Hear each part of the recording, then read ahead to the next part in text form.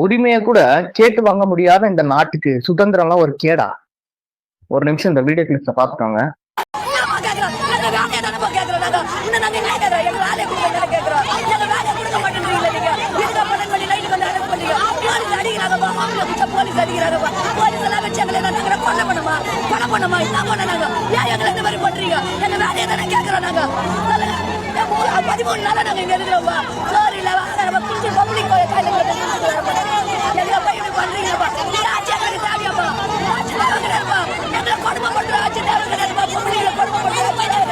Sir அவங்க என்ன sir கேட்குறாங்க?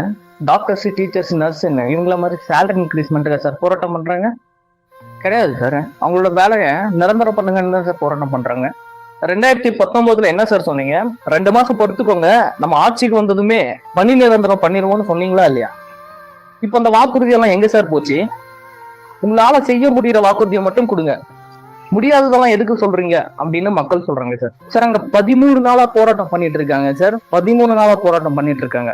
நீங்க என்ன சார் பண்றீங்க? பொம்பளைங்கன்னு கூட பார்க்காம அவங்கள அடிச்சு அவங்கள சேலையை உருவி கைய வச்சு அசிங்கமா இருக்கு சார் தமிழ்நாட்டுல இருக்கோம்னு சொல்றதுக்கு. இதுக்கெல்லாம் ஒரே காரணம் என்ன தெரியுமா?